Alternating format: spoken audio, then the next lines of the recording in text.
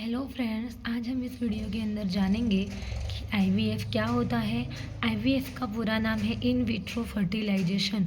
Generally जो भी ladies होती है जिनकी प्रेगनेंसी नहीं ठहरती, वो इस ट्रीटमेंट के थ्रू अपनी प्रेगनेंसी कैरी करते हैं। तो आईवीएफ का फुल फॉर्म है इन विट्रो फर्टिलाइजेशन।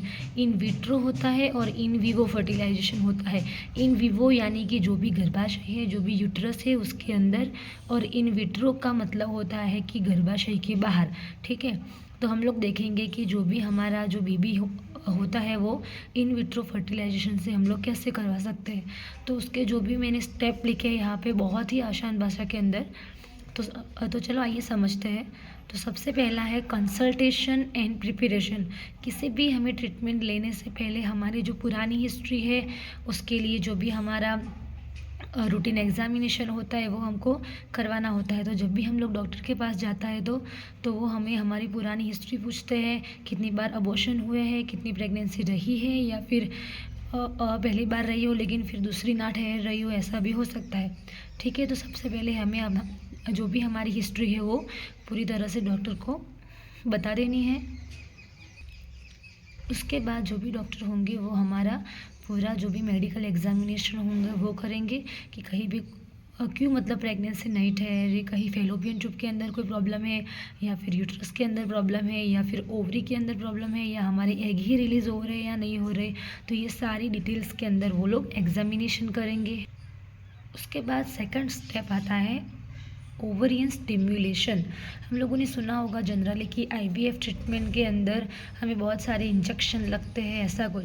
तो वो इंजेक्शन कौन सा होता है, तो वो हार्मोनल इंजेक्शन होता है, यानी कि एफएसएच और एलएच जो भी हार्मोन होते हैं वो इंजेक्ट करते हैं। क्यों? क्योंकि जो एफएसएच होता है और एलएच होता है वो हमारी जो भी ओवरी है उसको क्या करता है, स्टिम्युलेट करता है और एग रिलीज़ करवाते हैं। और जो भी एग बनते हैं वो फिर फैलोपियन ट्यूब से हम लोग कलेक्ट करते हैं। जब भी ये हार्मोन अंदर जाएगा तो हमारे एग रिलीज़ होने को चालू होंगे। उसके बाद आता है थर्ड एग रिट्राइवल।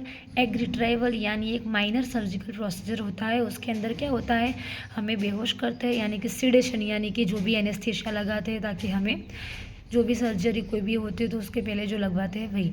तो उसके थ्रू क्या करते हैं, नीडल के थ्रू जो भी हमारे एग रिलीज़ हो रहे हैं, हम लोगों ने पहले से इंजेक्टेबल हार्मोन ले रखे हैं तो हमारे एग रिलीज़ होना चालू हो गया होगा।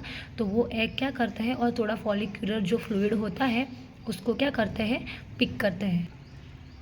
उसके बाद पिक करने के बाद जो भी मैन होता है, जो भी पुरुष होता है, उसके स्पर्म भी लेने पड़ते हैं। तो उसके स्पर्म और जो भी हम लोगों ने एग लिया होगा जो भी माइनर सर्जरी करके, उस दोनों को क्या करेंगे हम लोग लैब के अंदर फर्टिलाइज करवाएंगे। तो अभी फर्टिलाइजेशन क्या होता है, हमारा जो भी फोर्थ स्टेप है वो है फर्टिलाइजेशन। तो फर्टिलाइजेशन क्या होता है, यानी कि जो भी स्पर्म और एग नेचुरली हमारे फैलोपियन ट्यूब की एम्पिला पार्ट के अंदर फर्टिलाइजेशन होते हैं, लेकिन प्रेगनेंसी नहीं ठहर रही, तो उसके लिए हम लोग क्या करेंगे, जो भी दोनों का कल्चर है, दोनों की जो भी कॉम्बिनेशन है, यानी कि एग या स्पर्म, उसको हम लोग लैब में ग्रो करवाएंगे। ठीक है, तो ये थे हमारे 4 स्टेप। अब हम लोग जानते हैं 5th स्टेप क्या होता है। 5th स्टेप हमारा है एम्ब्रियो कल्चर, यानी कि जो भी एग और स्पर्म हम लोगों ने कंबाइन किया होगा उसको 3 to 5 डेज़ हम क्या करेंगे, ग्रो करने देंगे। तो फिर वो दोनों मिक्स होके एक एम्ब्रियो बनेगा। फिर एम्ब्रियो में से क्या बनेगा, आगे सेल डिवाइड होके हमारा बेबी बनेगा। ठीक है, उसके बाद जो भी एम्ब्रियो बना होगा उसको क्या करेगी, यहाँ तक का सफ़र जो होगा वो लैब में होगा। ठीक है, फिर उसके बाद जो भी एम्ब्रियो बनेगा उसको थ्रू वजाइना यूट्रस के अंदर एम्ब्रियो ट्रांसफ़र करेंगे। किसके अंदर, फीमेल के यूट्रस के अंदर। ठीक है, एम्ब्रियो ट्रांसफ़र जनरली 1 या 2 करते हैं, क्योंकि अगर फेल होने के चांसेस हो दोनों में से एक, तो एक हमारा ग्रो कर जाए और प्रेगनेंसी ठहर जाए।